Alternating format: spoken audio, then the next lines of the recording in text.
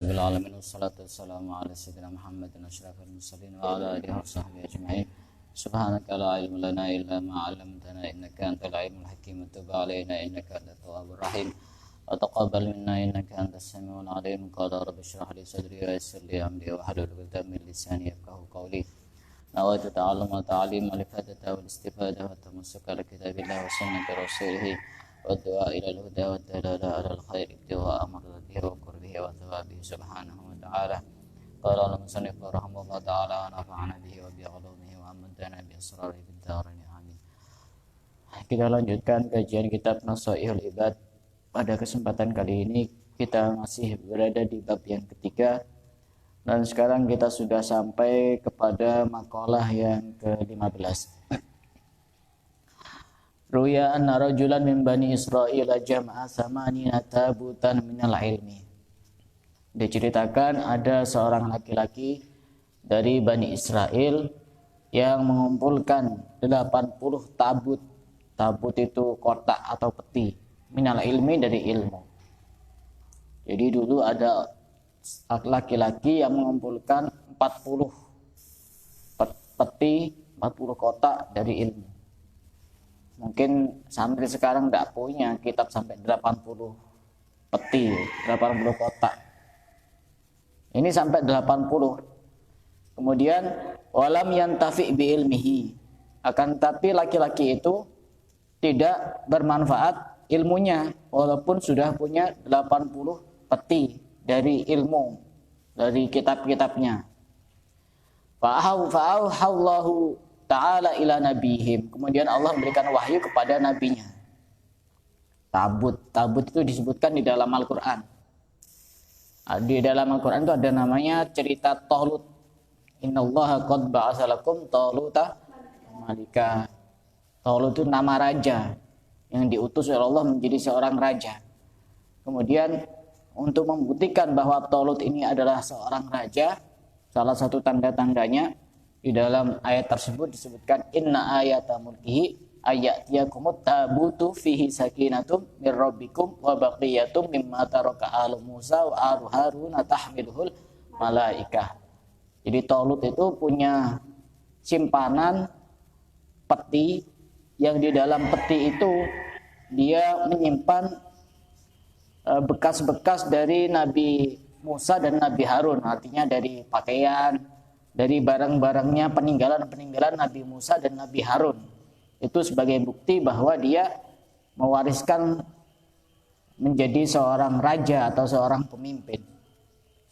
Jadi menyimpan peninggalan orang-orang soleh itu bukan syirik. Ini sudah diceritakan di dalam Al-Quran. Talut itu menyimpan peninggalan-peninggalan Nabi Musa dan Nabi Harun. Jangan kemudian syirik. Misalnya menyimpan rambutnya Nabi Muhammad dikatakan syirik. Sampai sekarang kan masih ada rambutnya Nabi Muhammad. Peninggalan-peninggalan Nabi Muhammad masih ada. Selama kita tidak menyembah dan mengkultuskan kepada barang-barang tersebut, tidak masalah. Kita cuma sekedar ngambil berkah dengan atharus solehin, bekas-bekas orang soleh. Seperti ada seorang panglima perang pada saat itu namanya Khalid bin Walid. Khalid bin Walid ini seorang panglima perang yang begitu sangat hebat, sangat tangguh. Setiap musuh yang perang sama dia pasti kalah. Pada suatu saat Khalid bin Walid ini berperang melawan musuh yang cukup banyak. Tiba-tiba pecinya itu jatuh, songkoknya jatuh. Apa yang dilakukan Khalid bin Walid? Apakah langsung tetap menyerang musuhnya, berperang kepada musuhnya? Justru dia sibuk untuk mencari pecinya yang jatuh. Sibuk nyari pecinya yang jatuh. Sehingga setelah selesai perang, salah satu dari sahabatnya Khalid bin Walid bertanya, "Wahai Khalid, kenapa tadi itu waktu kamu berperang, kamu diserang oleh musuh, kemudian pecimu itu jatuh, songkokmu jatuh, kok tiba-tiba kamu sibuk nyari songkoknya, bukan sibuk untuk melawan musuh?" Apa jawaban Khalid bin Walid? Karena di dalam peci saya, di dalam songkok saya menyimpan rambut Rasulullah. Jadi orang menyimpan bekasnya orang-orang soleh itu sudah dilakukan oleh para sahabat. Jadi jangan sedikit-sedikit syirik. bertabaruk dengan orang-orang soleh, punya misalkan dikasih baju sama orang yang kita anggap soleh, disimpan. Tapi jangan sampai mendewakan, mengkultuskan. Kenapa kok seperti itu? Karena segala apapun yang bersambung dengan orang soleh, misalkan baju itu bersambung dengan badannya, badannya bersambung dengan hatinya, hatinya bersambung kepada Allah. Makanya penting untuk punya peninggalan orang-orang soleh. Makanya harus dijaga. Kalau dikasih seseorang yang kita anggap sebagai orang soleh, harus benar-benar dijaga. Saya tuh di rumah punya kopiah putih. Itu katanya mau dibuang sama istri saya. Saya punya kopiah putih itu yang bentuknya sama semua, kayak model kopiahnya Habib Syekh itu. Cuma ada satu tuh yang tidak pernah saya buang, tidak pernah saya kasihkan ke orang, karena punya kenangan tersendiri.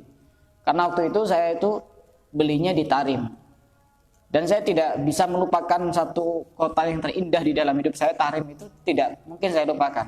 Jadi itu tidak pernah saya kasihkan ke orang lain. Kalau saya beli di sini, kadang-kadang karena sudah terlalu banyak kopiah, saya tak kasihkan ke santri, tak kasihkan ke orang lain. Kalau itu, tidak kira tak kasihkan siapa-siapa.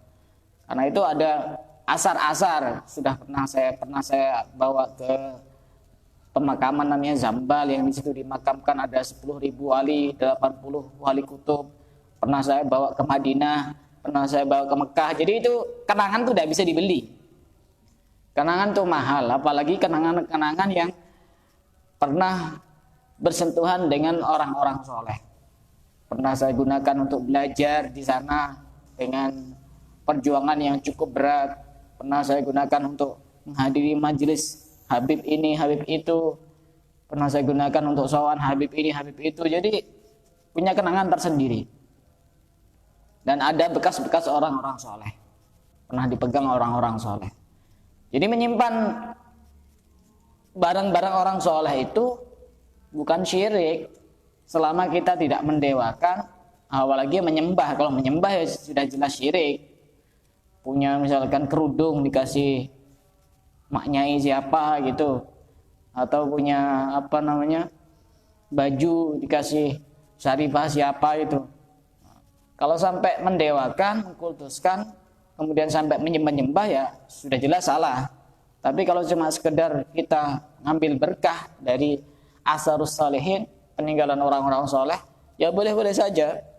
Sebagaimana yang dilakukan oleh Talut, menyimpan peninggalan dari Nabi Musa dan Nabi Harun.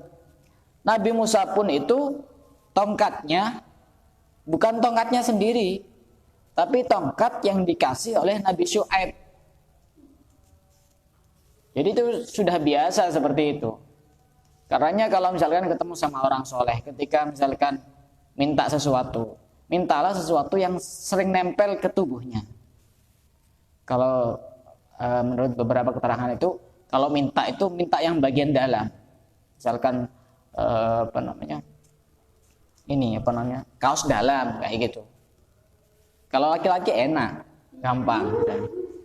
Kaos dalam. Jadi kalaupun suruh milih kaos dalam, jangan milih bajunya, karena itu yang paling nyambung dengan ininya, dadanya, hatinya.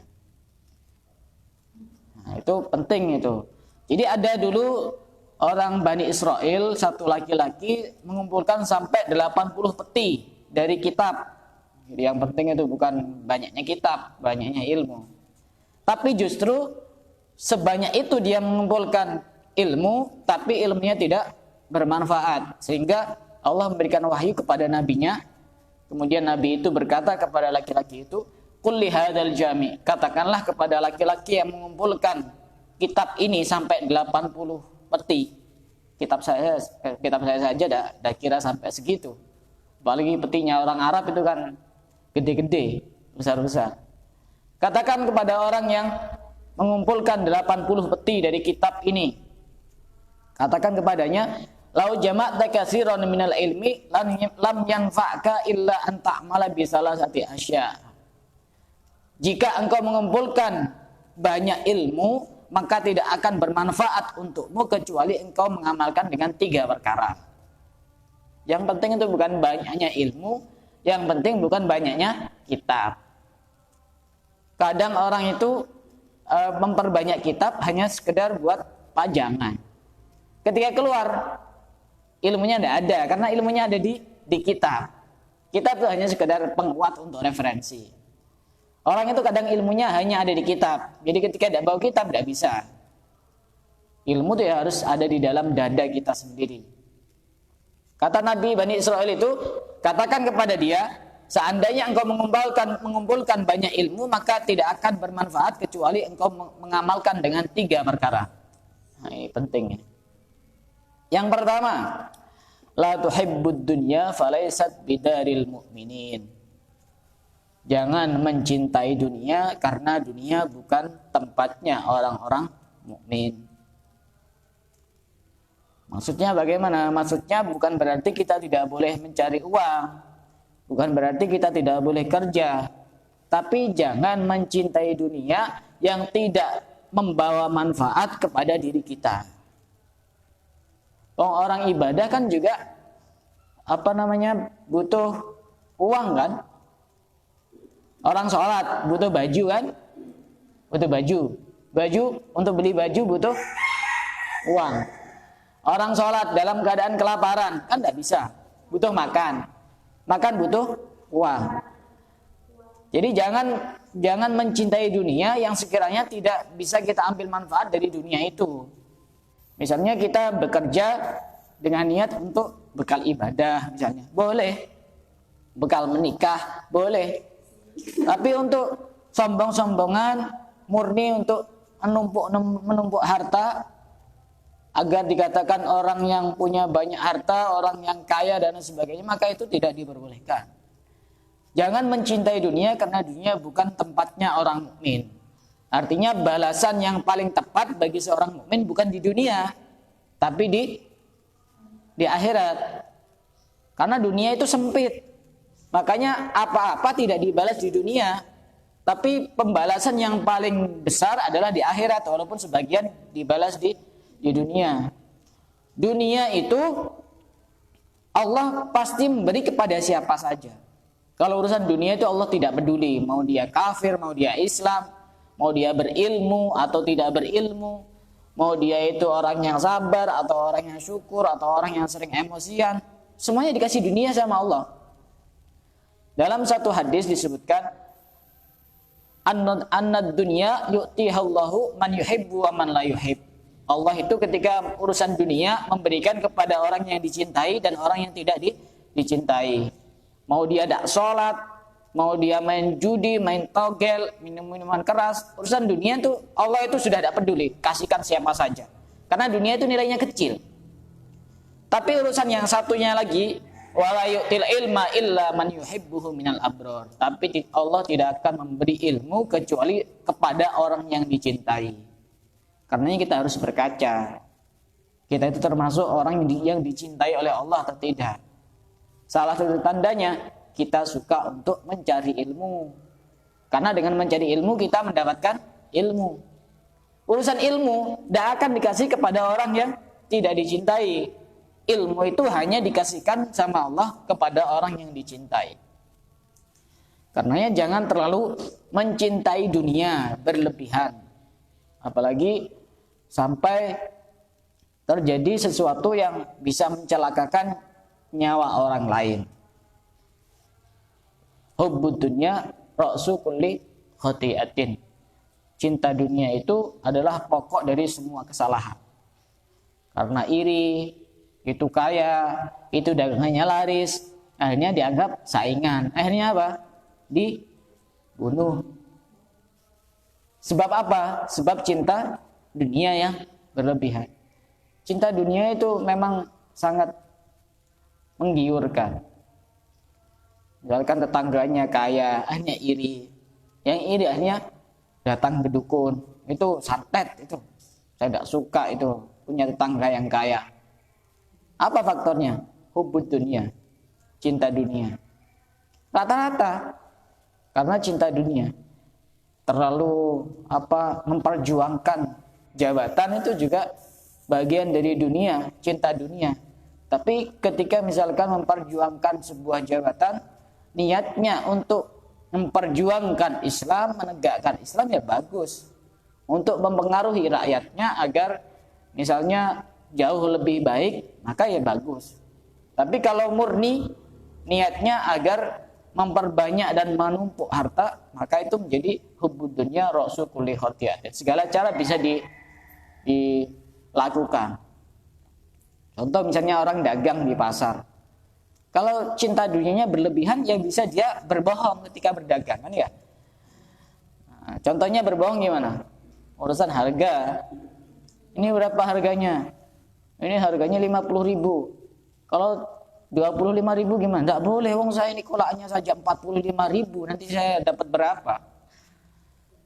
Kadang-kadang sampai bersumpah demi Allah. Itu karena apa faktornya? Cinta dunia yang berlebihan. Tapi kalau kita itu nawar, ya jangan terlalu ini. Ya kita kan ada harga standar. Kita harus tahu kalau mau beli itu sebelumnya. Kira-kira harganya umumnya berapa gitu.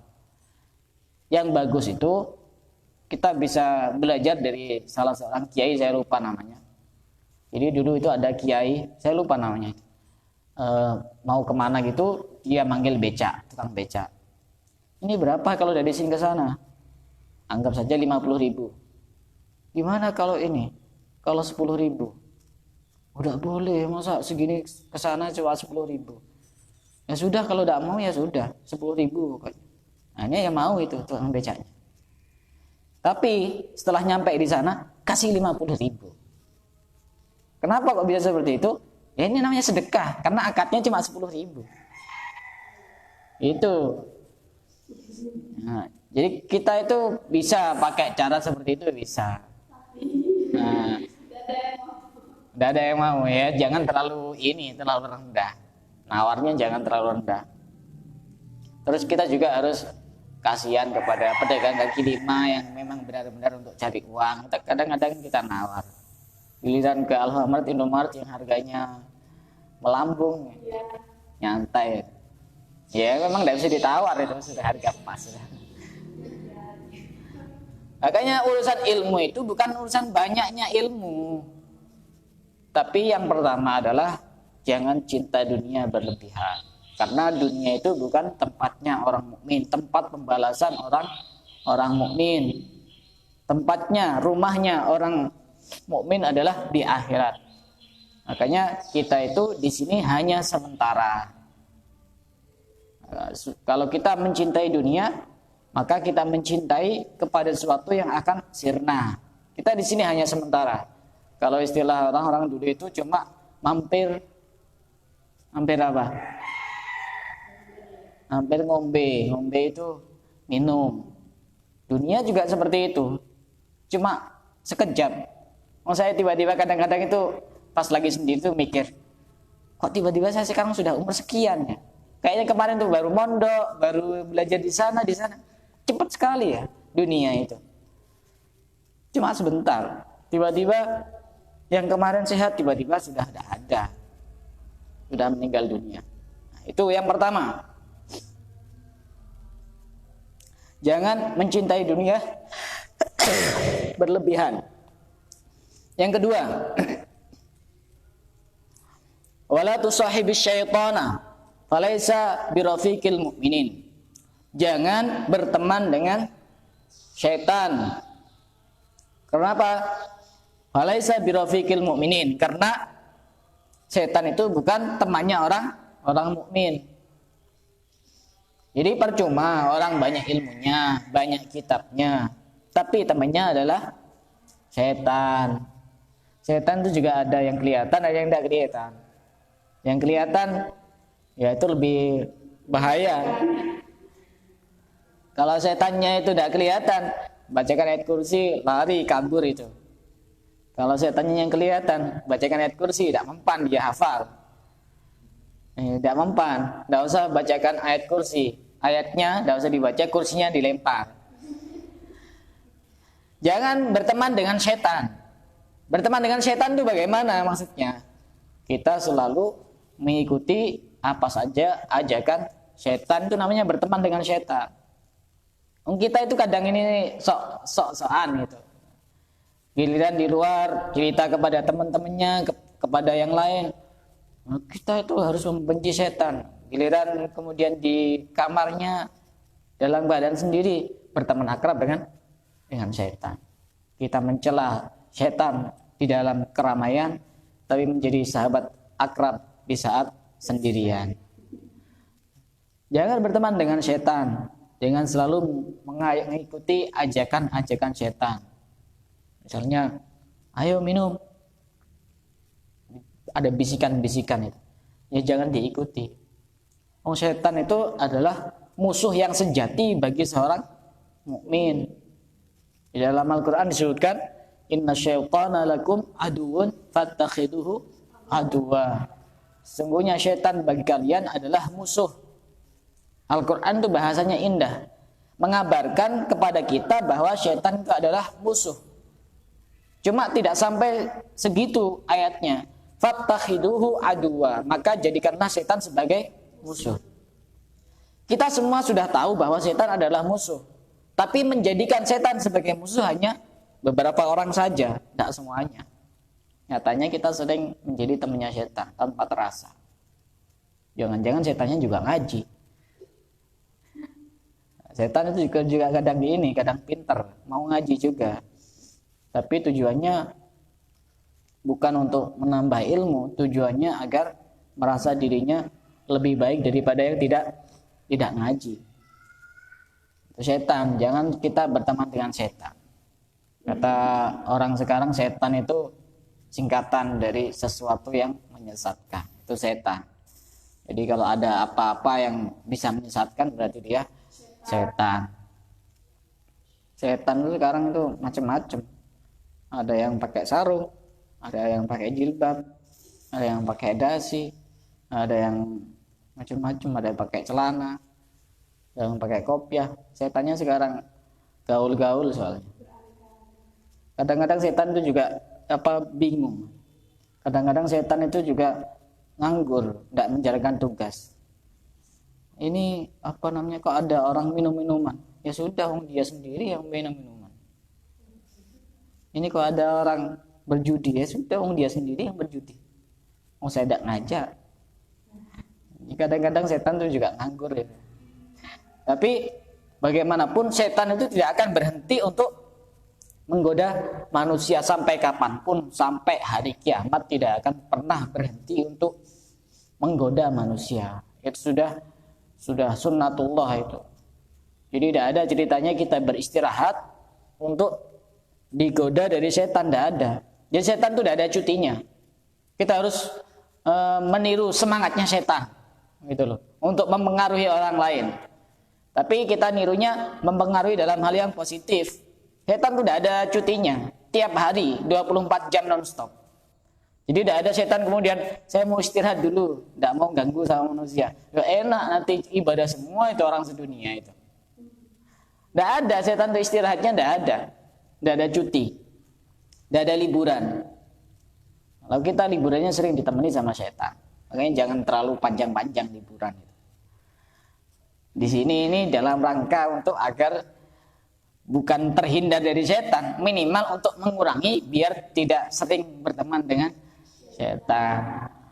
Di mana-mana ada setan, dikira cuma di luaran, di kafe, diskotik, kemudian tempat karaoke, ya enggak. Di pondok pun juga ada setan. Ada yang tempat yang lebih bagus daripada surga? Tidak ada kan? Tapi justru Nabi Adam melakukan kesalahan di tempat yang mulia. Jadi jangan merasa aman kita. Oh, saya di pondok, nanti saya jadi ustazah solihah. Nabi Adam itu tempatnya di mana? Di surga. Tapi Nabi Adam melakukan kesalahan. Makanya kita jangan merasa aman, menyombongkan diri karena kita sedang berada di tempat yang baik. Karena tidak ada tempat yang lebih baik daripada surga. Tapi Nabi Adam tergelincir melakukan kesalahan, walaupun itu bukan sebuah dosa karena Nabi itu tidak punya dosa. Maka kalau pengen kita ilmunya manfaat, jangan sering berteman dengan setan. baik setan yang kelihatan maupun setan yang tidak kelihatan. Lebih-lebih setan yang kelihatan, jangan sampai berteman. Walaupun dia pakai hijab syar'i. Tapi kalau ininya setan, ya setan tetap. Setannya pinter soalnya. Kadang-kadang juga ada yang bercadar juga setannya itu. Kadang-kadang ada yang jenggotnya panjang juga ada. Karena pemikirannya tidak sesuai dengan prinsip-prinsip selain setan. Yang ketiga, kuncinya agar ilmunya bermanfaat, wala tu'dhi ahadan falaisa bihirwatil mu'minin. Jangan menyakiti seorang pun karena itu bukan kebiasaan orang mukmin. Jadi percuma kita mondok sampai 10 tahun, sampai 20 tahun, kitabnya sampai serak itu penuh semuanya. Raknya tingkat 12 misalnya. Panjangnya 10 meter raknya itu. Lebarnya juga sama 10 meter. Tapi kita suka menyakiti orang lain, maka ilmunya tidak akan bermanfaat. Kenapa kok seperti itu? Karena ketika kita menyakiti orang lain, kita kan berarti mendolimi orang lain. Sedangkan doa orang yang dolim itu mustajab. Walaupun dari orang kafir. Hati-hati. Jangan suka menyakiti atau membuat orang lain itu tersakiti dengan ucapan kita, tindakan kita. Baik dengan ucapan maupun dengan tulisan maupun dengan yang lain. Apalagi zaman sekarang, semua bisa menyakiti dengan sangat mudah dengan tulisan. Makanya jangan gampang-gampang posting tulisan yang sekiranya bisa menyakiti orang lain. Postingan itu kuncinya, kalau itu baik, dipikir dulu, jangan langsung disebar. Manfaat apa tidak ketika disebarkan kepada orang lain. Kalau manfaat, ya sudah, klik share. Tapi kalau misalkan kita lihat ada postingan, ini sudah tidak baik, ya sudah stop, jangan di-share. Kalau sudah tidak baik isinya, ya sudah, apalagi provokasi, bisa menimbulkan fitnah kemana-mana, sedangkan kita tidak tahu sumbernya ini jelas apa tidak jelas, ya sudah jangan di-share, stop. Yang baik saja itu harus kita pertimbangkan, kira-kira manfaat untuk orang lain atau tidak. Karena ada yang baik tapi tidak manfaat untuk orang lain, maka kita jangan sebarkan. Makanya kita jangan suka untuk menyakiti orang lain, apalagi mencela, menghina orang lain. Di dalam Al-Quran disebutkan, ya ayyuhalladzina amanu la yaskhar qaumun min qaumin asa ayyakunu khairam minhum wala nisa'um min nisa'in asa ayyakunna khairam minhunna. Wahai orang-orang yang beriman, jangan mencela sebagian dari kalian kepada sebagian yang lain. Bisa jadi yang dicela jauh lebih baik daripada yang mencela. Urusan kita yang hakiki ini kan tidak ada yang tahu.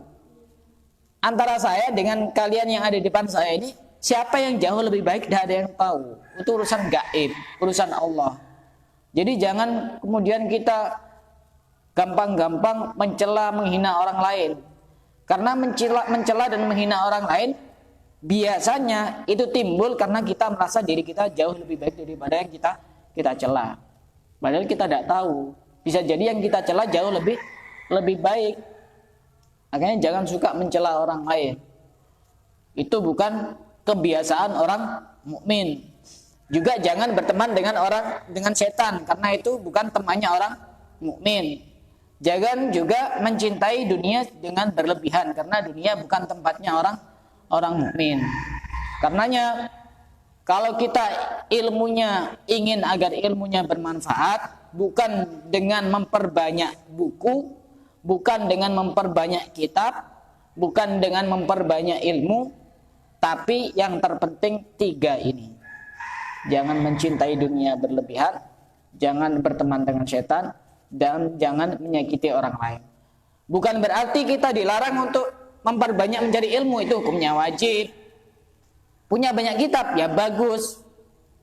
Yang menjadi masalah kan hanya sekedar cari ilmu dan mengumpulkan kitab, tapi tidak bisa mengambil manfaat dari ilmunya, dari kitabnya itu.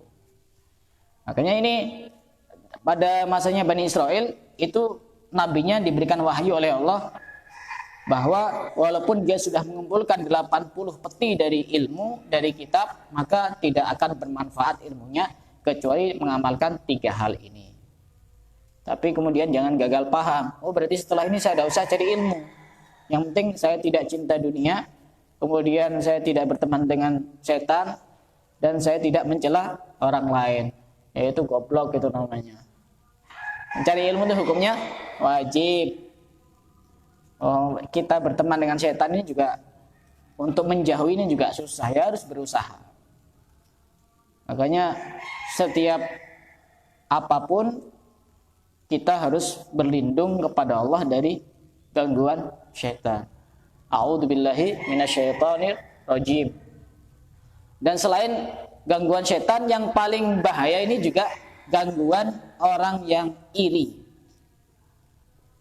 Makanya di dalam surat Al-Falaq itu kita dianjurkan untuk berlindung dari orang-orang yang iri karena bahaya. Itu bahayanya sama seperti setan itu, orang iri itu. Qul a'udzu birabbil falaq min syarri ma khalaq wa min syarri ghasiqin idza waqab wa min syarri naffasati fil uqad wa min syarri hasidin idza hasad. Itu kan ayat awalnya, qul, katakanlah wahai Muhammad, a'udzu birabbil falaq. Aku berlindung kepada Allah dari yang menciptakan ini apa namanya al-falaq, itu hembusan-hembusan kayak semacam orang yang punya niat tidak baik itu. Dan juga kita dianjurkan untuk berlindung dari orang-orang yang punya sifat hasad, iri, karena bahaya. Makanya kalau kita ngerasa bahwa kita termasuk orang yang sering diiri oleh orang lain, kita harus sering memperbanyak membaca surat Al-Falaq setiap selesai sholat, minimal 11 kali. 11 kali. 11 kali sedikit. Bilang 11 kok, 11 tanda tanya besar. Bukan 110 kali, 11 kali. Jadi nanti kita biar tidak gampang untuk disakiti oleh orang-orang yang punya niat tidak baik. Karena pandangannya orang hasad ini juga bahaya. Itu namanya pandangan ain, itu namanya penyakit ain, bahaya. Makanya sering-sering kita membaca surat Al-Falaq setiap selesai salat. Itu 3 nasihat yang sangat penting agar ilmu kita menjadi ilmu yang bermanfaat. Bukan dengan memperbanyak ilmu, bukan dengan memperbanyak kitab. Memperbanyak ilmu bagus, memperbanyak kitab bagus. Tapi ada yang jauh lebih penting, ada yang jauh lebih bagus, yaitu kita pegang 3 hal ini. Jangan mencintai dunia berlebihan, karena dunia bukan tempatnya orang mukmin. Dan jangan berteman dengan setan, karena setan bukan temannya orang mukmin. Dan jangan menyakiti orang lain, karena menyakiti orang lain bukan pekerjaan orang mukmin. Dari sini ada yang mau bertanya, silakan. Ya. Tidak ada. Setiap orang itu pasti diiri oleh orang lain. Yang penting kita itu bergaul dengan baik dengan orang lain, suka berbuat baik kepada orang lain. Diiri itu bisa jadi faktornya karena kita itu tidak baik dengan orang lain. Bisa jadi.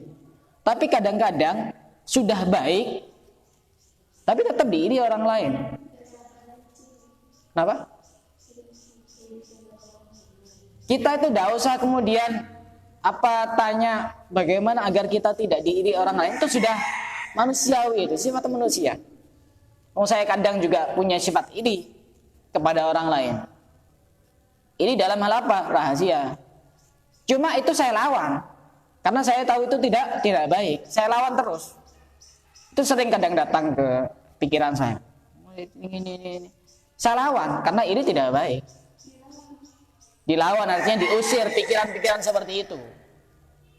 Kalau tidak terbiasa diusir, nanti dia menjadi ini tambah gampang. Ibarat lalat itu kalau datang tidak diusir, dia ke situ terus. langganan ke situ. Jadi intinya kita itu bukan berarti kita tidak mau diiri oleh orang lain. Nah, bisa saja ada banyak yang iri. Apalagi kita. Yang penting kita berbuat baik kepada siapapun, kepada orang lain. Ya urusan orang lain mau iri atau tidak itu urusannya dia. Tidak ada orang yang bisa diiri itu. Yang tidak punya apa-apa ya juga ada yang iri.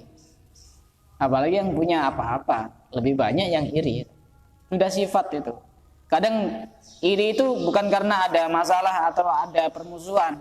Ya sebabkan karena iri saja, tidak suka. Dia itu punya banyak harta, dia punya rumah bagus, tidak suka. Itu sudah biasa kayak gitu. Mestinya yang ditanyakan itu bukan bagaimana caranya kita agar tidak diiri. Yang ditanyakan itu mestinya bagaimana kita tidak mempunyai sifat iri, gitu yang lebih pas gitu. Nah, salah satu caranya ya harus dengan ilmu dan amal, itu resepnya. Ilmunya bagaimana? Kita mengetahui dan meyakini bahwa semua sudah dikasih bagian masing-masing oleh Allah. Kita mau iri sampai melakukan apa saja, kalau bagian kita bukan itu ya tidak bakal dapat. Sudah ada bagiannya masing-masing. Kadang tidak minta sudah dikasih rumah. Kadang tidak minta sudah dikasih ini, dikasih itu. Sudah bagiannya itu. Tidak usah iri kepada orang lain. Seakan-akan kita protes dengan pembagian dari Allah. Itu ilmunya, teorinya seperti itu. Tapi harus dipraktekkan. Iri cuma boleh di dalam dua hal. Apa itu? Kepada orang yang berilmu, yang menyebarkan ilmunya. Kita boleh iri. Iri itu artinya agar kita termotivasi untuk bisa meniru. Atau orang yang kaya yang menggunakan kekayaannya untuk membantu orang lain untuk hal-hal yang baik, hal-hal yang positif. Maka kita boleh iri. Irinya biar kita bisa menjadi orang yang sama seperti itu. Ada pertanyaan lain? Ya, satu lagi.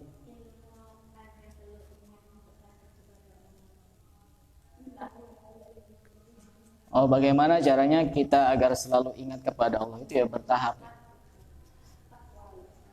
Jadi yang pasti kewajiban harus dijalankan.